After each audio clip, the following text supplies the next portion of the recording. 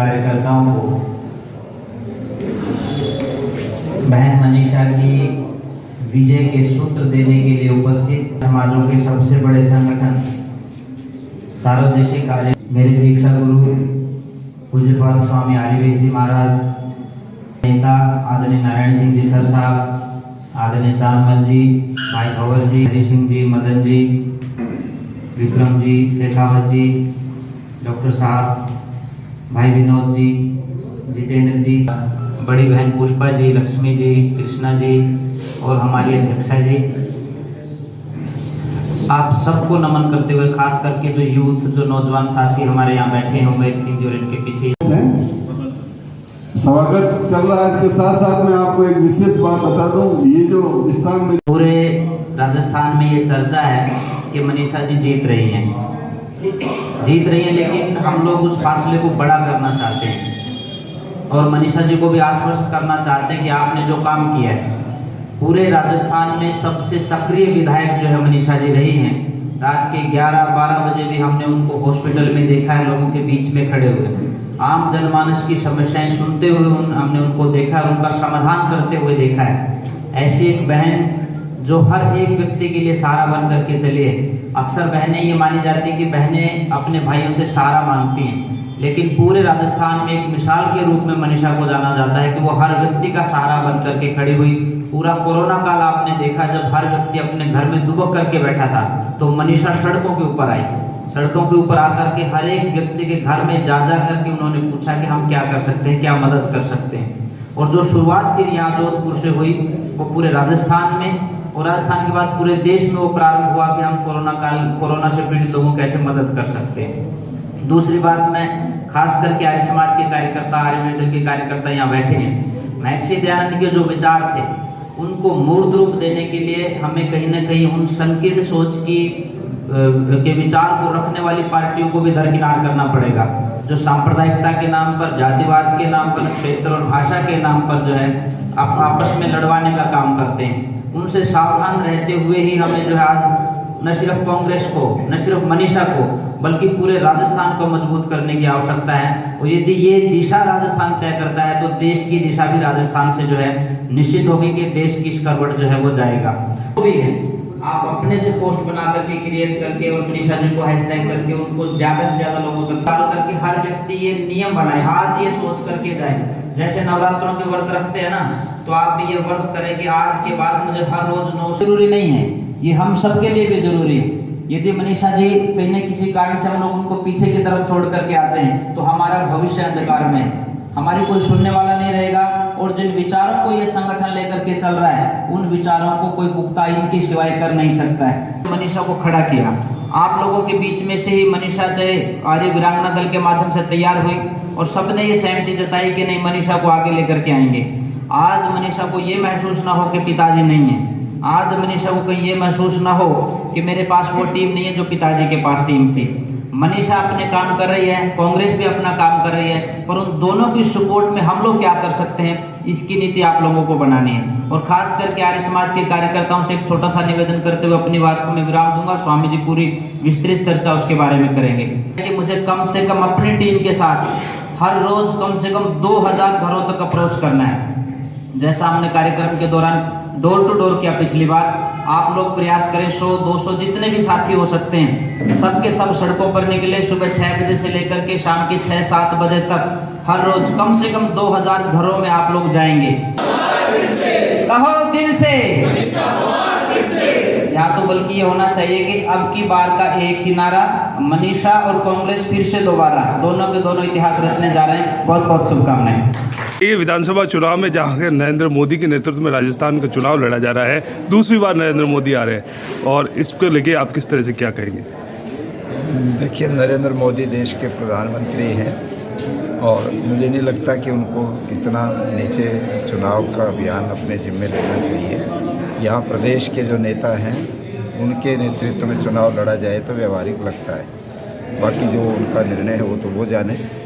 किंतु मैं यहाँ विशेष रूप से मनीषा पवार के चुनाव में आर्य समाज के जो कार्यकर्ता यहाँ पर हैं, काम करते हैं आर्य दल के, विशेष रूप से उनसे बातचीत करने के लिए, उनके साथ अपने उस चुनाव में योगदान की भावना से मैं यहाँ पर आया। और आर्यवीर दल, क्योंकि स्वर्गीय श्री राम सिंह आर्य जी की एक विरासत का संगठन है, उसके नाते से वे लोग पहले भी मनीषा के साथ चुनाव में खूब दिल से जुटे थे। अब क्योंकि उस समय राम सिंह आर्य जी थे, राम सिंह जी का देहावसान हो गया पिछले दिनों कोरोना में, अब वो है नहीं, तो उस कमी को महसूस ना किया जाए, इसलिए कार्यकर्ताओं को थोड़ा सा संगठित करना, प्रेरित करना आवश्यक होता है। उस नाते से एक आर्य परिवार की एक बेटी है, एक बहन है, तो हमारा जो आर्य समाज से जुड़े लोग हैं उनका ये कर्तव्य बनता है कि उनको हम चुनाव में मदद करें, उनको ताकत दें, और पहले वो जीते, इस बार फिर से उनको अच्छी जीत प्राप्त हो, इस भावना से मैं यहाँ पर आया। जहाँ तक राजनीति की विस्तार से पूरे देश की बात है, क्योंकि वो तो राजनीतिक नेता ही इस बारे में अपनी टिप्पणी कर सकते हैं। मैं आर्य समाज के संगठन में काम करता हूँ, इस नाते से मनीषा जी के इस एक आर्य परिवार का सदस्य होने के नाते मैं उनका मदद करने यहाँ पर आया। मेरा कहना इतना मात्र है। बाकी आप मोदी जी का इसमें नेतृत्व करना या न करना चाहिए तो मोदी जी स्वयं सोचें। मेरा अपना ये मानना है कि उनको इतने बड़े पद पर बैठने के बाद ये प्रांतों के चुनाव भी अपने नाम से या अपने चेहरे से लड़ना कोई शोभा नहीं देता। बाकी तो वो जाने, कितना अच्छा लगता है तो वही बता सकते हैं या उनकी पार्टी के नेता बता सकते हैं। प्रधानमंत्री जी राम मंदिर का मुद्दा भी बना रहे हैं राजस्थान में लगातार, क्या लगता है वो आपको? तो पार्टियों के एजेंडे अपने अपने होते हैं। प्रधानमंत्री की जो पार्टी है उसके ये एजेंडा आज का नहीं है, बहुत पुराना है। अब तो क्योंकि वो जो है सुप्रीम कोर्ट से भी उन्होंने उसका निर्णय लेकर के बना लिया और उसको अपना पेश करेंगे, स्वाभाविक ही है, क्योंकि ये कोई नया नहीं उनका डाला हुआ मुद्दा, और पहले से ही ये उनके खाते में लिखा हुआ मुद्दा है। जब जब चुनाव आते हैं तो वो करते रहे इस तरह का, अब भी वो करेंगे, वो तो मान के चलना चाहिए। किंतु मैं ये मानता हूँ कि देश को हम बहुत संकीर्णता में जितना डालेंगे उतना देश की हानि होगी। हमारा देश अनेक तरह के मत संप्रदायों से भरा पड़ा देश है। हमारा देश का संविधान मत निरपेक्ष संविधान है।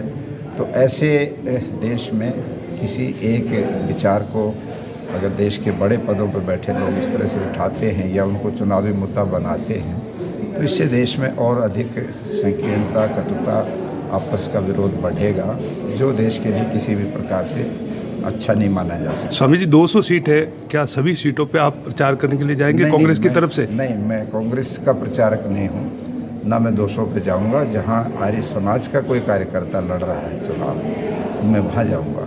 और ये क्योंकि यहाँ पर मैं 2 तारीख को आया भी था, राम सिंह जी की पुण्यतिथि का दिन था, और उसमें जो है ये विचार नहीं था, क्योंकि ना राजनीतिक सभा थी उस दिन, तो सिर्फ उनको श्रद्धांजलि देने के लिए और कार्यकर्ताओं को कुछ संकल्प दिलवाने के लिए आना हुआ था। किंतु आज मैं विशेष रूप से इसीलिए आया हूँ कि अब चुनाव कैंपेन, क्योंकि दिवाली के बाद विधिवत रूप से सब पार्टियों का शुरू हो गया है, इसलिए मनीषा जी को हम जिस प्रकार से एक अच्छा नेतृत्व के ढंग से देख रहे हैं, उनका पिछला कार्य भी बहुत सफल रहा है, उनका व्यवहार बहुत अच्छा है और लोग उनको पसंद भी करते हैं। किंतु चुनाव तो चुनाव है, जो उसमें बराबर लड़ रहा है वो भी भारी भरकम आदमी है, तो कमजोरी न रह जाए, तो कार्यकर्ताओं को थोड़ा प्रोत्साहित करने के लिए ही मैं आया हूँ। स्वामी जी, इन विधानसभा चुनाव में भारतीय जनता पार्टी की तरफ से भी कई प्रत्याशी है जो आपके फॉलोअर्स है, क्या उनके भी चुनाव कार्यक्रम में जाएंगे आप? मेरी जानकारी में तो है नहीं, मुझे कोई संपर्क करेगा तो मैं सोचूंगा। अभी तो मेरे पास किसी का कोई नाम नहीं आया कि कोई आर्य समाज के विचार का व्यक्ति उनका प्रत्याशी है और उन्होंने मुझे संपर्क किया है। आर्य समाज में प्रधानमंत्री जी को लेके किस तरह की नाराजगी है किसी तरह से? नहीं, प्रधानमंत्री तो आते जाते रहते हैं, व्यक्तिगत किसी से नाराजगी का क्या, विचारधारा का फर्क है। आर्य समाज जिस विचारधारा को लेके चलता है और स्वामी दयानंद जी ने जिन विचारों को सत्यार्थ प्रकाश के माध्यम से प्रकट किया, उनकी दृष्टि में कोई भी जो भी सत्य से अलग विचार लेके चलता है या वेद से अलग विचार लेके चलता है, उसी पर उन्होंने अपनी टिप्पणियाँ की हैं। उसमें हिंदू भी है, उसमें सिख भी है, ईसाई भी है, मुसलमान भी है। उनका केवल सत्य का आग्रह था और वो किसी से नफरत भी नहीं करते थे, सांप्रदायिक कोई जहर भी नहीं बोलते थे। वो ये मानते थे कि जहाँ जहाँ भी असत्य बातें हैं वो कहते थे कि सब मतों में अच्छी बातें भी हैं, अच्छे लोग भी हैं। किंतु अगर वो सब लोग बैठ करके उन बातों पर एक मत हो जाए जो सत्य बातें हैं, तो सारे मानवता का, सब लोगों का कल्याण हो सकता है। नहीं तो हम लड़ते रह जाते हैं और समाज पीछे चला जाता है। इसलिए आर्य समाज जो है वो किसी व्यक्ति विशेष के पीछे नहीं जाता, विचारधारा का। Thank you.